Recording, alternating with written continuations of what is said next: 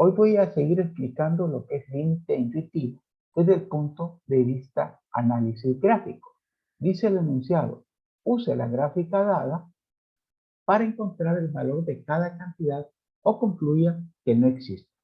En el inciso A nos dicen f evaluado en 1. Cuando nos dicen f evaluado en 1, para que exista una respuesta, tiene que haber en la gráfica un punto lleno. Así que vamos a identificar en primer lugar el número 1. Lo tendríamos acá. Entonces nosotros vamos a buscar gráfica para el número 1, ya sea en la parte superior o en la parte inferior. Tiene que haber un punto lleno. Si usted observa, en la parte inferior tengo un punto vacío. Quiere decir que ahí f evaluado en 1 no existe.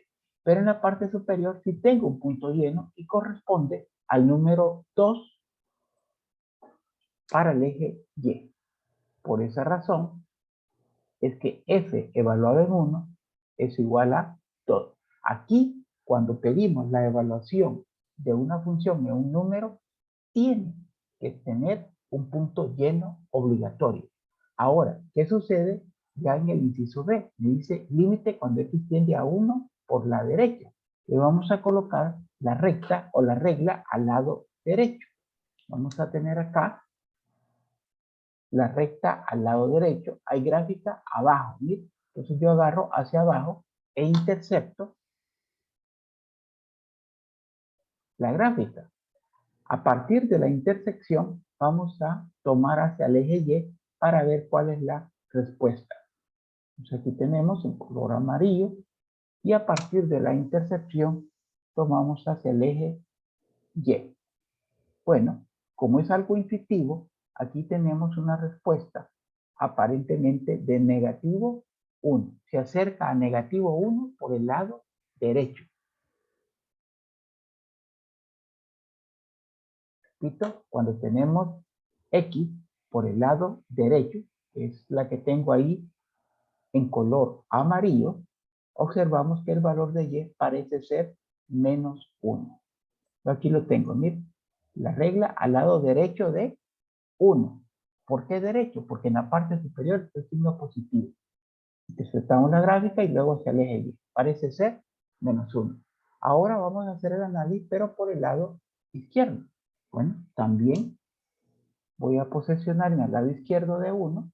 Vamos a tomar hacia donde hay gráfica, está abajo, y podemos observar que cuando interceptamos la gráfica por el lado izquierdo, aquí nos da con exactitud el valor de menos 1. El inciso C, su respuesta sería menos 1. El último inciso nos pide el límite cuando x tiende a 1. Aquí quiero hacer la aportación que si solo le piden el inciso D, usted siempre está obligado a hacer el inciso B y el inciso C. Solo hará uno de los incisos si le especifican por qué lado, izquierdo o derecho. Pero si no lo especifican, está obligado a encontrar primero los límites laterales. Como en este caso los límites laterales existen. ¿Cómo sé que existen? Porque la respuesta me dio número. Y son iguales. Eso me hace concluir entonces que la respuesta del inciso D, donde dice el límite cuando x tiende a 1 de f de x, es igual a menos 1. Y esa sería la respuesta final de su ejercicio. Repito, para que el límite exista, primero deben de existir los límites laterales. Y segundo, deben de ser el mismo valor numérico. Lo que sucede en este ejercicio y por eso sí tengo respuesta. ¿Qué pasa si el valor numérico existe en ambos límites laterales, pero no nos da la misma respuesta? Aquí pondríamos no existe. Vamos a continuar con otro ejercicio, siempre en la sección 2.1, analizando gráficas.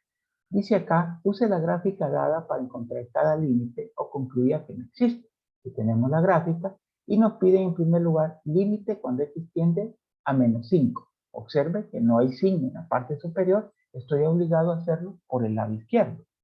Aquí lo primero que les recomiendo es ubicar el menos 5. Aquí tendríamos 0, menos 1, menos 2, menos 3, menos 4 y menos 5. Vamos a hacer el análisis primero por el lado izquierdo. Entonces vamos a posesionar nuestra regla al lado izquierdo. Y observamos que hay gráfica arriba, interceptamos la gráfica. A partir de la intersección, vamos ahora a tomar hacia el eje Y. En el eje Y va a estar la respuesta del límite. Tenemos la intersección con la gráfica y luego hacia el eje Y. Bueno, aquí la respuesta parece ser que aquí tenemos el número 1, aquí tenemos el número 2 y aquí tenemos el número 3. Parece ser 2.5. Pero si alguien me dice, yo creo que es 2.4, ¿estaría correcto? Sí. O alguien me dice 2.6, ¿estaría correcto? Sí. Por eso es que es intuitivo. Parece ser que la respuesta es 2.5. Ahora vamos a hacer el análisis por el lado derecho.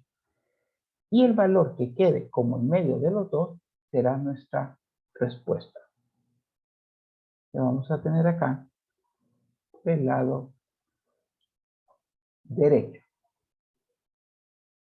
Interceptamos la gráfica. De la intersección tomamos hacia el eje Y. Repito, en el eje Y va a estar la respuesta del límite.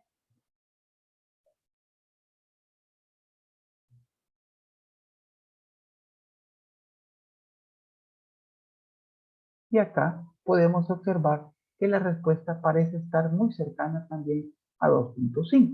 Por eso vamos a colocar acá que el inciso A tiene como respuesta 2.5, porque los límites laterales izquierda y derecha existen y da la misma respuesta. Es en este tipo de ejercicios donde la respuesta puede variar entre 2.4, 2.6, todas ellas son aceptables y eso lo tomamos en cuenta al configurar los problemas en el examen para que no haya dualidad de respuestas, sino que con exactitud usted la pueda encontrar. Vamos al inciso B. Nos piden límite cuando x tiende a -3 y aquí sí está identificado el límite lateral por la izquierda. Así que vamos a identificar el número -3, -1, -2.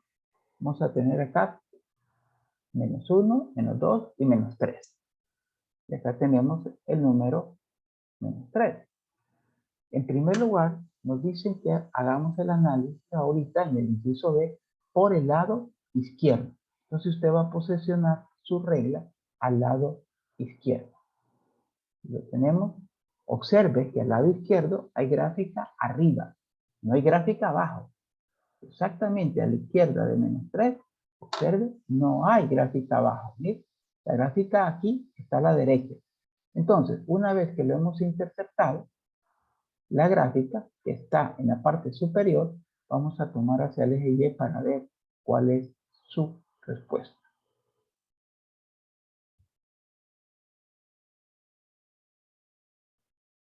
Ya lo obtuvimos y aquí, observe, está muy cerca del número entero 1. Por eso colocamos acá en el inciso B que por el lado izquierdo la respuesta del límite es 1. En el inciso C nos piden el análisis en el mismo número, pero por la derecha. Vamos a posesionar nuestra regla al lado derecho. ¿Está? Al lado derecho. Observe que al lado derecho hay gráfica abajo. Entonces yo hacia abajo. Intercepto la gráfica y como siempre, a partir del eje Y, vamos a tomar la respuesta. Y vamos a tener, a partir de la gráfica donde se interceptó, tomamos hacia el eje Y y vamos a tener nuestra respuesta. Pues al observar en el eje Y, la respuesta está cerca del número entero negativo 1. Ahora en el inciso D, observe, nos piden el límite, siempre la tendencia de X es el mismo número, -3, que en el inciso B y en el inciso C. Como yo ya tengo la respuesta de esos límites laterales, existen, pero no me dio la misma respuesta, en el inciso D mi respuesta va a ser no existe. Para que el límite exista, los límites laterales deben de existir y tener la misma respuesta. Aquí yo tengo por la izquierda que es igual a 1 y por la derecha que es igual a menos 1. Por lo tanto, no son iguales, no existe límite. Vamos ahora al límite cuando x tiende a 0. Ubicamos que aquí x tiende a 0. Observe que viene la gráfica. Vamos a hacer el análisis muy cercano.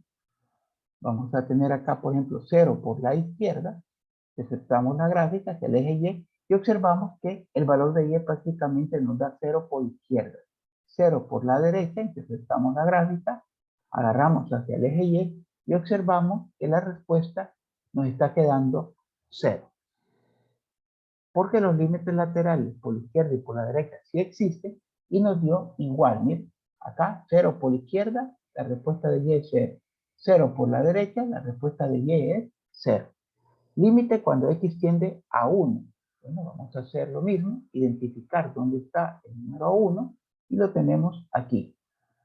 Aquí está, mire, el número 1. Ahora hacemos el análisis por la izquierda. Aquí tenemos la gráfica y agarramos hacia el eje Y. Observamos que la respuesta prácticamente es 0. Hacemos el análisis por la derecha y agarramos hacia el eje Y. Y la respuesta también tiende a ser 0. Como los límites laterales existen y está la misma respuesta, por eso podemos concluir que el límite cuando x tiende a 1 de f de x es igual a 0.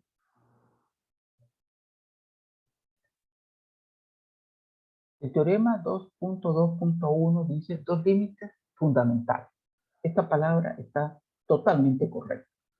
El primero dice límite cuando x tiende a A de C, donde C es una constante. ¿Cuál es la respuesta? La constante. Aquí usted puede ya memorizar que el límite cuando x tiende a cualquier número, pero la función es una constante, la respuesta es la constante. En cambio acá, otro teorema fundamental que dice límite cuando x tiende a A de x es igual a A. ¿Qué es lo que realmente hacemos aquí? Pues aquí lo que hacemos es tomar la tendencia de x y sustituirlo donde está la x. Si yo sustituyo A en vez de x, la respuesta me va a quedar A. También tenemos, cuando tenemos un producto, vamos a encontrar el límite de la función y multiplicarlo por ese factor. Si hay sumas y restas, pues lo recomendable es encontrar el límite de cada término y después sumarlo o restarlo. También tenemos acá uno de los teoremas muy importantes que dice límite cuando x tiende a de f de x, que sería el numerador, es una respuesta que nos da L sub 1. No es igual a 0. Pero en cambio, cuando encontramos el límite del denominador, nos da 0. En ese caso, la respuesta de este tipo de problemas será no existe. Y acá, pues igual, usted se va a encontrar con otros teoremas de las raíces, va a hacer la evaluación para ver si tenemos una respuesta de acuerdo al índice del radical. Y la existencia implica unicidad. Eso significa que si el límite de f de x, cuando x tiende a existe, entonces es único. Voy a explicarle ahora con ejercicios esos teoremas. Dice acá, encuentre el límite dado o concluya que no existe. Observe el problema número 1. Dice límite cuando x tiende a menos 4. Pero la función es un número. Y un número usted sabe que es una constante. Por lo tanto, la respuesta va a ser la constante. En otras palabras, si yo tuviera, por ejemplo, en el ejercicio 1, límite cuando x tiende a 6 de 15, la respuesta seguiría siendo 15. Si yo tuviera límite cuando x tiende a un medio de 15, la respuesta seguiría siendo 15. Muchas veces este 15 o este número no se lo van a poner de manera directa. Podría ser que le coloquen, como en uno de los ejercicios que usted tiene en su libro de texto, coseno de pi. Usted sabe que coseno de pi tiene una respuesta numérica que es negativo 1, y negativo 1 es una constante, por lo tanto la respuesta de ese límite sería negativo 1. ¿Qué pasa en el ejercicio 4 donde ya teníamos variables? Pues ahí vamos a aplicar el otro teorema que nos dice que vamos a sustituir la tendencia de x donde encontremos x. Por lo tanto nos va a quedar acá 3 multiplicado por la tendencia de x que es 2 menos 9. Aquí vamos a tener 3 por 2, 6, menos 9, negativo 3. Quiere decir que el límite tiene como respuesta negativo 3. Cuando usted está utilizando teoremas, ya no va a utilizar tabla de valores. Puede utilizar la gráfica únicamente como una herramienta de confirmación. Vamos al problema número 7, que es muy parecido al número 4, porque tiene acá, observe, variables. Pues vamos a hacer lo mismo que en el anterior, sustituir la tendencia de X cada vez que encontremos X. Aquí, entonces, nos va a quedar menos 1. Les recomiendo siempre escribirlo entre paréntesis. Elevado a la 3. Menos 4 multiplicado por negativo 1 más 1. Si usted hace esta operación, su respuesta le va a dar 4, que es lo que tenemos acá como respuesta. Esta sería la respuesta del límite. Menos 1 al cubo le va a dar negativo 1, más este 1 se va a cancelar y menos por menos nos va a quedar 4. Vamos al problema número 10, siguiendo el mismo procedimiento. Tenemos la tendencia de X, vamos a sustituir, en primer lugar, esa tendencia de X, que es a 0, cada vez que encontremos X. Entonces nos va a quedar 0 más 5 en el numerador. Pues 0 más 5 en el numerador nos queda 5.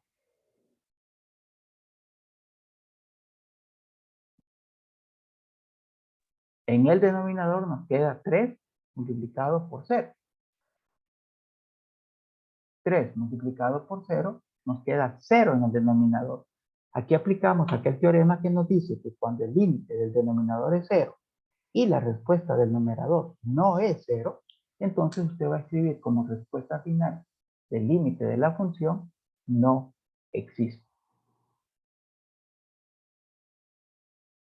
Esa sería la respuesta del número 10. ¿Qué hubiera pasado si hubiéramos obtenido 0 en el numerador, pero en el denominador hubiéramos obtenido un número diferente de 0? En este caso, la respuesta sí sería 0. Indefinido. Observe acá, gracias por la aportación, porque habías equivocado. 5 sobre 0 no existe, pero 0 entre 5 es igual a 0. La otra opción que usted se puede encontrar como respuesta, que es lo que le voy a explicar a continuación, es que a usted le quede 0 en el numerador y 0 en el denominador. En este caso, su respuesta es una forma indeterminada que le explico a continuación. Para eso voy a utilizar el ejercicio número 14. Aquí tenemos límite cuando x tiende a 6 de una función racional. Vamos a comenzar igual que en los ejercicios anteriores. Vamos a sustituir la tendencia de x cada vez que encontremos x, tanto en el denominador como en el numerador. Entonces, aquí nos va a quedar 6 elevado al cuadrado. Vamos a tener menos 6 multiplicado por 6. Si usted hace esta operación, 6 al cuadrado, le va a quedar 36 y 6 por 6, 36. Al restarlo, le va a quedar 0 en el numerador. Vamos a ver qué respuesta obtenemos en el denominador, sustituyendo siempre 6 donde está la x. Y acá nos queda entonces menos 7 multiplicado por 6. Y le sumamos 6. Pues 6 al cuadrado es 36. Menos 7 por 6 nos queda negativo 42. Más 6 va a obtener como respuesta 0. Y esta es la otra alternativa de respuesta de la cual le hablaba anteriormente. Si usted obtiene 0 en el numerador y 0 en el denominador, eso se conoce como una forma indeterminada. ¿Qué significa si obtenemos una forma indeterminada? Significa que debemos simplificar. La simplificación usted la va a hacer a través de una factorización o a través de una racionalización de radicales. En este caso no hay radicales, lo más seguro voy a factorizar. Observe que los dos términos del numerador tienen, mire, la x. Hay un factor común de x, lo escribimos, en el primer término quedaría x, en el segundo 6 nada más. En el denominador tengo un trinomio cuadrado. Al factorizar ese trinomio cuadrado que usted aprendió a hacerlo en matemáticas 110, le queda x menos 6, x menos 1. Una vez que ha factorizado, lo más seguro va a poder cancelar uno de los factores. Ahí estamos simplificando. Si cancelamos x menos 6 en el numerador, nos está quedando x. En el denominador, x menos 1.